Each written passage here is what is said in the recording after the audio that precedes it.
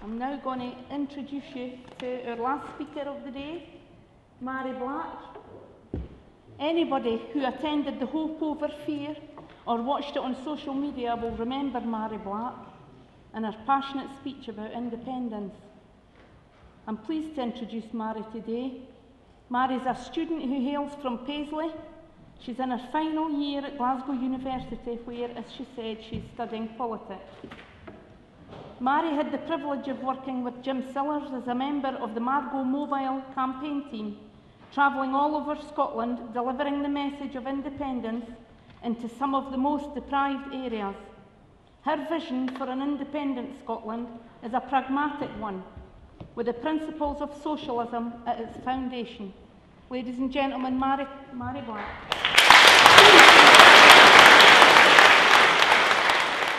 My name's Mhairi Black. As we said there, I'm a student at Glasgow Uni. I'm also an SNP member, and I have been for quite a few years now. But I'm also a staunch socialist, which is some people find difficult to understand. My grandfather, he was a sheet iron worker in the yards at Clydebank. My other grandpa was a postman. And I've always been brought up to believe that the most important political relationship is that of working people, and when they work together to build something better and to earn a decent standard of living. And that is why it genuinely saddens me and angers me that I can stand here and say with absolute conviction that the Labour Party are now the enemy of working class people.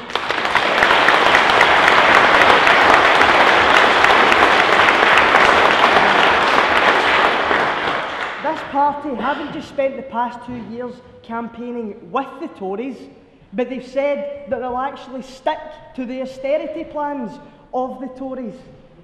Joanne Lamont, I thought the most insulting thing she could do to the Scottish people was to say that we weren't genetically programmed to make political decisions. She's outdone herself, because not only just 5 weeks after the referendum, she announces she's standing down from her elected post due to the London connection, after just spending 2 years campaigning for the London connection. She's so insulting to us, it's beyond belief. And the irony is that the Labour Party are about to run a general election campaign on the slogan, "Vote Labour to keep out the Tories." I don't think Scotland's quite ready to swallow that line, because I know I'm not. Because let's not forget that when they were asked the question, do you want to rid Scotland of unelected Tory rule forever, they took pride in answering no thanks to that. They should be ashamed of themselves, absolutely ashamed. But with that in mind, oh hello! But with that in mind, I don't hold it against people who voted no. Yes, some were downright selfish, and they'll continue to be. And some were just plain gullible, but on the whole, they were just as cheated as the rest of us. They weren't just misinformed, they were lied to. Pensioners were told they'd lose their pensions. That was a lie. Immigrants were told they'd be packed out of Scotland. That was a lie. We were told the only way to save the NHS was to maintain the union. That's a lie. Now, one of the most heartbreaking things that happened to me, I mean, as was said, I had the great pleasure of working in the Margot Mobile and campaigning alongside Jim Sillars.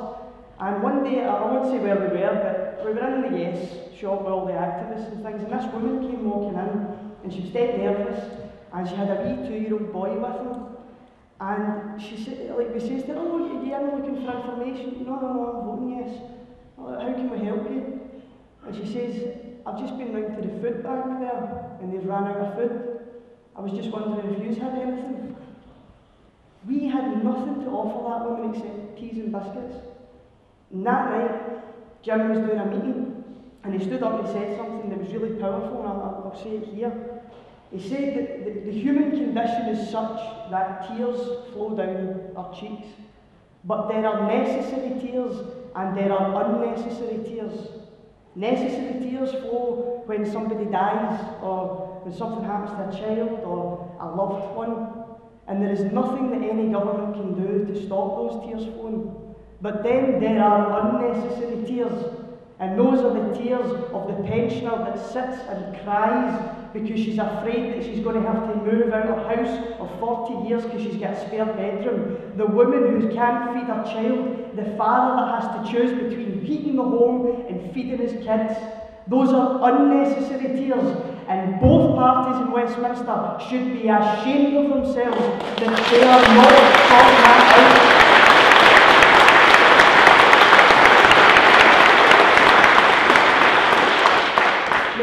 As illegitimate or legitimate as we think this referendum may be, we have to accept the result of it. We do. And we have to accept that some people did buy the lies. And I know how painful that is, I know how gut-wrenching that is. On the 18th, me and my dad and my pal, we were at the count in Renfrewshire. And I know I don't have to explain to anyone here the crushing disappointment that was felt. And the way the hall was laid out, we actually had to walk past all the Better Together mob. And we had to walk out past all these fat cat Labour councillors goading us. They were clapping in our faces sarcastically, "That's all better luck next time, I'll cheery bye." It took everything in our power to walk out there without lamping somebody. I went home to my mum that night, and in fact my mum's here, she's up the back there. And I was just distraught, I was numb with emotion, just everything imaginable, you know yourselves. And I went in and I was tearing down all my yes stuff, because I genuinely thought, that's it, we've blown it. I was taking off my badges and I was shouting at my mum saying, "That's it, we have destroyed it, it's gone, we threw it away." And I couldn't help but remember the faces of all those broken people I had met across this campaign, people who have been beaten by life. In Govan, Westerhale, Shettleston, Easterhouse, people who just had nothing. It wasn't just that they were voting for the first time, they were actually voting for something. And I know I'm not romanticising when I say you could genuinely see the hope in their eyes. And I was saying to my mum, we have taken their hope from them, we've taken that away from them. And my mum turned around to me and she said something that stopped me in my tracks, and it actually reduced me to tears. And I'll say to everyone here today, she said, we are their hope. Us, right now, in this hall, we are their hope. The people who refuse to back down, the people who refuse to accept the establishment and the selfishness and the fear, we are the hope. And it's up to us to make sure that we keep those broken people and we remind them there is still something better. You will never be forgotten again. See that place we were telling you about, that we would start building on the 19th? It still exists. It's just we're having to take a longer route, but stick with us, because we're going to stick with you.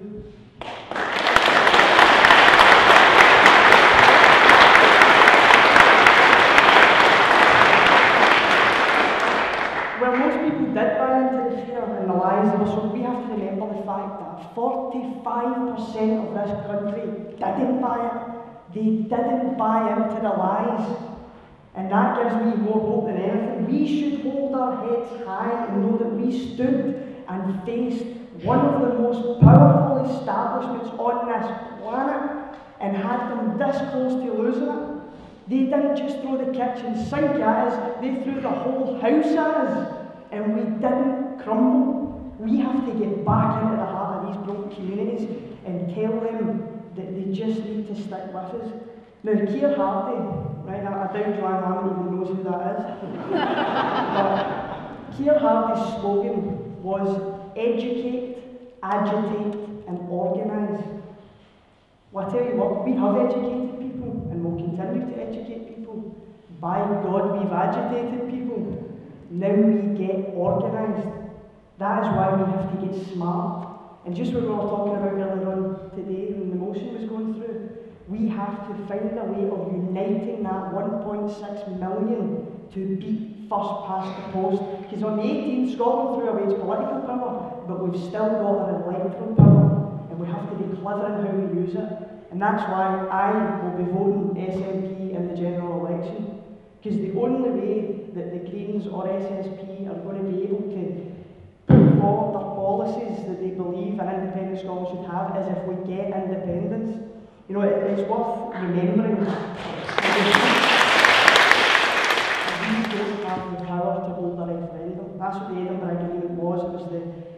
temporary transfer of that power. Westminster will not grant us another referendum. They will not do it because they expected that one to be a scoosh. They get the fright of their lives there. The only way they will give us another referendum is if something's twisting their arm. That can be 30 plus SNP, or pro-independence, but the reality is it will be SNP MPs. And the thing is, and I want that somebody raised this point earlier on, SNP do not go into a coalition with anybody at all. We don't do it. If we send back that block of SNP MPs, we will be the rope on which that hung parliament hangs, and that is our strongest asset. And as I say, that's where we twist our arm and we get that second referendum, like Robin was talking about, we win it. Now, I had a flyer at the rally, but I've lost it, so I'm not breaking my heart over it. It was from Better Together. It went through my granny's door, and it was a big picture of Alex Salmon's face, right? And it said, the slogan, this was in the last 2 weeks, if you don't know, vote no. How insulting is that? If you're ill-informed, if you're not sure about what will be one of the most important decisions of your life, don't bother getting educated, don't bother looking into the facts, don't you dare question the corporate machine of a Labour Party. Shut up, eat your cereal and vote no. How insulting is that? And that's where it has to be proud that 45% of this country did know and they voted yes.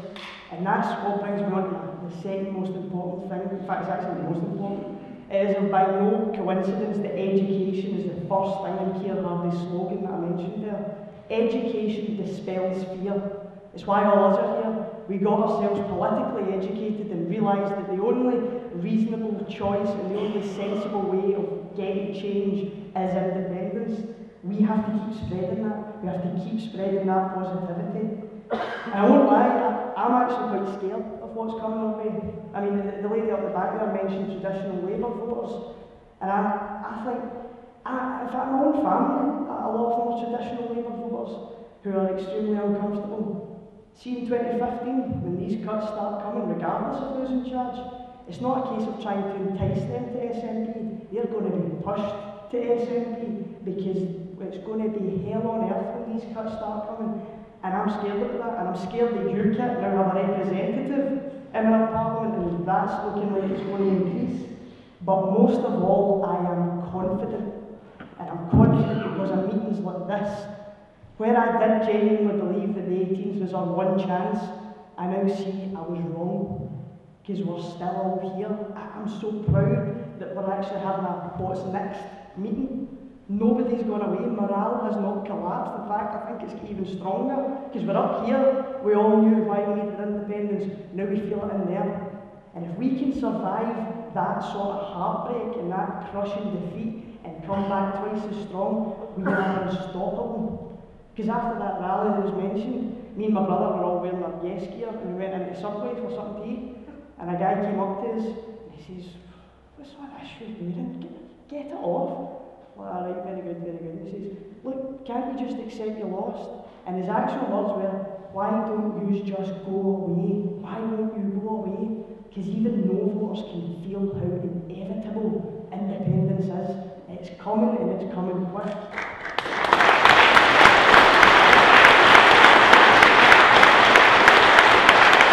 My last point would be, it was mentioned earlier on about the name. You know, and names of groups are a massive deal. However, I would keep the yes. Everybody knows what it means, everybody knows what it stands for, it's inclusive, it's got no party, although the reality is it's about to get very political because most of us will be back in SNP. However, we keep that apolitical status. It's yes and everybody knows it. Now, that flyer I mentioned comes from the Labour Party, they funded it.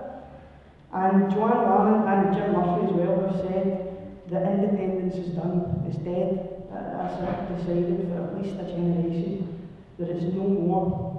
Well, Alex Salmon said the dream will never die. But I tell you what, I'm done dreaming. Independence is a reality, and it's a reality that's nearly in our grasp if we just keep going that wee bit longer.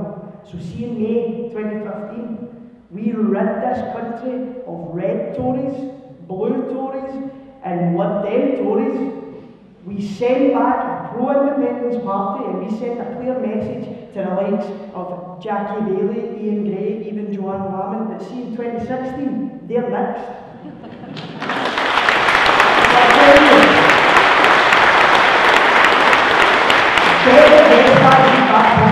Get your car stickers back up, get your window bills back up, keep yes going, because most importantly, we are going to send a message loud and clear to Westminster telling them that we are the yes movement and we are going nowhere. Thank you.